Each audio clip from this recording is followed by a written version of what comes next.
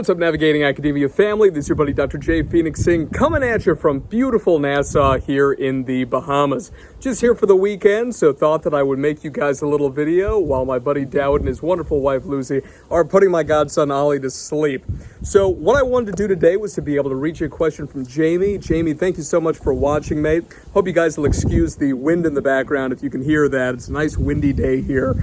We had crazy thunderstorms, crazy lightning last night. I loved it. It was awesome. I don't know if any of you guys like that kind of weather too. If you do, let me know in the description box below. Oh, guys, we also set the Patreon up, so make sure to join the Patreon if you haven't already. We got a ton of different perks and all that's in there. And a massive, massive shout out to Sumaya, who's our first superstar patron on Patreon. Sumaya, thank you so much for your support, mate. It really means the world to me and everybody else on the team. Thank you so much.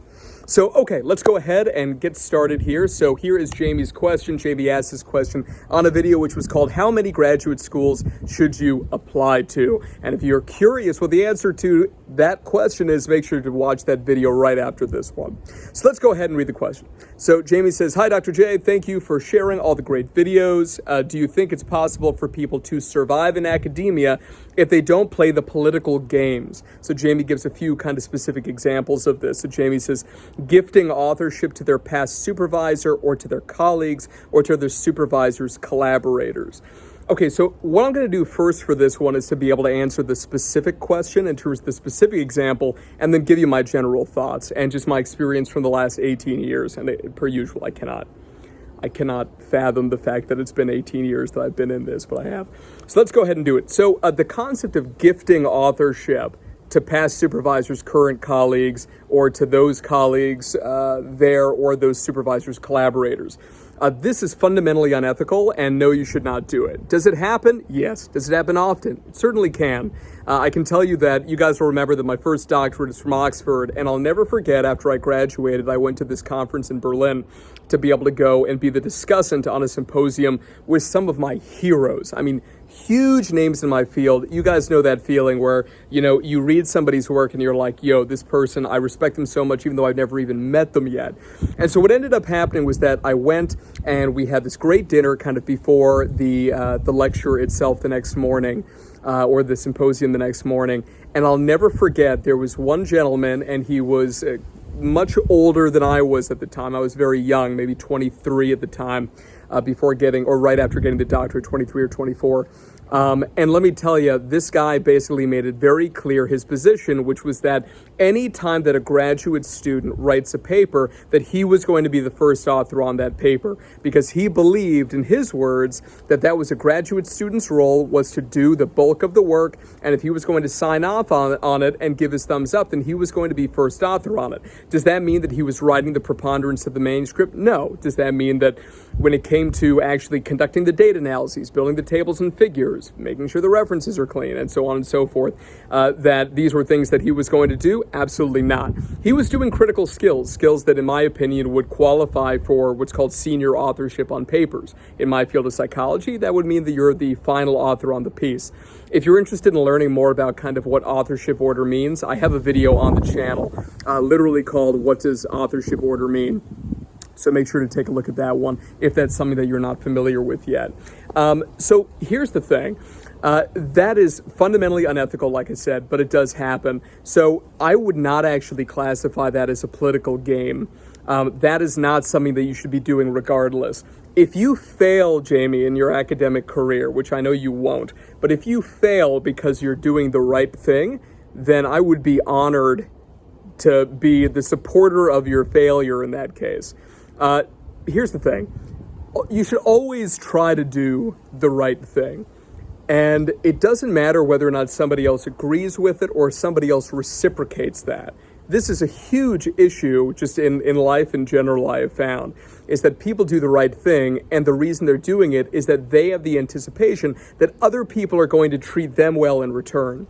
But I can tell you from a lot of experience, especially in the world of business, that just because you treat other people well does not mean that they won't screw you.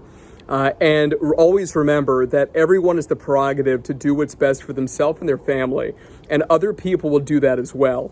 if there's a train coming and their family or their friends and so forth are kind of on one side and you, a colleague of theirs, are on the other, they're going to kill you or allow you to die to be able to save their own friends and family. So it's just an important thing to take into consideration. I know that's a little bit morbid, but I think you get the idea, Jamie, right? So that's the thing. Just never do that. And if somebody wants you to do that, then you should no longer work with those individuals. If it is something where you're a graduate student and somebody is trying to force that upon you, in some cases you literally don't have a choice but to go along with it. And my hope is that you feel a certain way about being forced to do that. I've had one situation in my career, I won't tell you when because it would give stuff away in terms of who the individual or individuals are who made me do that. But in one case, it was forced upon me when I was very, very junior to do that. And to this day, I can tell you, Jamie, it's been a long time. To this day, I still feel guilt and shame about that situation. I was not the first author on that paper, but I was somebody who really saw the first author on the paper come along and just put one of his buddies on the paper. And I remember speaking up about it, and I was immediately and forcefully shut down. I was so young, early 20s. It was one of those situations where you perceive, and it's true, that you have very little power at that age and at that stage in your career. But just remember that when you get to that stage of your career where you're going to be the first author of a lot of manuscripts, that is something that you should never do, okay? So that's just kind of that particular thing. So should you gift authorship to your past supervisor? No, never gift authorship to anyone, right? Nobody deserves anything in life. You earn it. You're not entitled to anything, right? If you earn it, then you'll get it though, right?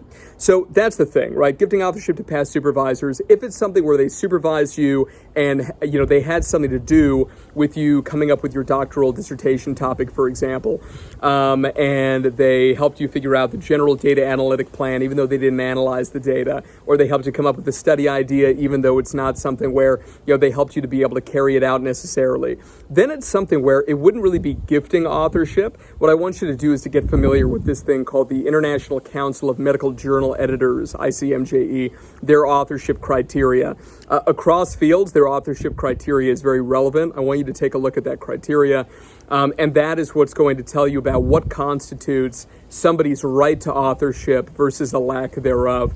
If you guys want to learn all about these ethical issues in publishing, then make sure to check out the ethics module that's in Publication Academy. So it's www.publicationacademy.com. Go to Build a Custom Curriculum, and then scroll down, go to the ethics class. It's a really good one, right? So let's go ahead and answer this in general, though. Is it possible for people to survive in academia if they don't play the political games? I recommend watching the video on this channel that I made called Academia is a Blood Sport. Yes, it is possible, but it's something where it's going to be significantly more difficult. But Jamie, I can tell you that that's what I did. Right? In my field, I am somewhat of a controversial figure, not because I'm publishing all sorts of controversial findings, even though I have had some papers like that have really, shook my little baby field up, especially methodological critiques. But I can tell you that what's ended up happening for me in my career is that the fact that I decided to be kind of on, when I say the outskirts of academia, essentially having, affiliations with large-scale universities, but then also starting my own for-profit business, a lot of people in academia would think that they think about this thing I call it financial martyrdom. It's this idea that if you're making money based on your academic skills, that you're basically like a sellout and that you deserve less academic respect, which I can tell you right now is complete and utter rubbish. So if you ever find yourself in a position where you think it would be in your best interest for you and your family to be able to start a business and to be able to leverage the knowledge that you've developed in academia, then I wholeheartedly support you in doing that. And I, of course, can help you with that in one-on-one consults because that's what I've done twice. So that's the thing, right? Is can you play the game and get further faster?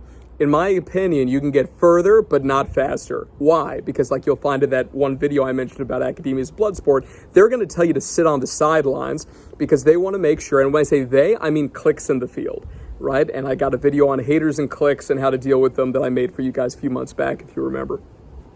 So that's the thing. It is possible to be able to get further, but in the short term, basically folks who have the power at the moment, they want to retain their power. They always want you to be almost as good as them, but just a little bit lower so that they can retain power. They want to stay king of the hill. And finally, when they retire, or if they think they can get something really, really special out of you, maybe they'll give you a shot, they'll give you an opportunity. For me, because I started in academia when I was very young as a professor, what ended up happening is that a lot of people significantly doubted my abilities and my skill set just because of how young I was. And so for me, the way that I had to work outside of the politics is basically to be able to say to myself, okay, I can either play the game and sit around and wait, which is not my nature. You can ask Daria, the idea of me waiting is not exactly something that I am fond of.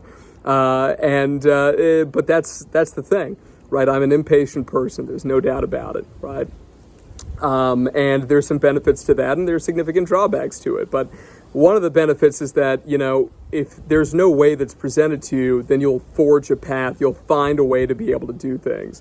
And so that's essentially what I did, is I decided that I was going to publish papers that I'd written myself in, medium to high impact factor journals.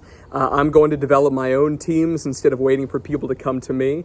A small minority, about 10% of my publications, have come from essentially people reaching out to me to ask if I want to be part of a project. So about 90% of my papers are all ones that are either papers that I've worked on by myself, or they're ones where I've essentially built those publication teams.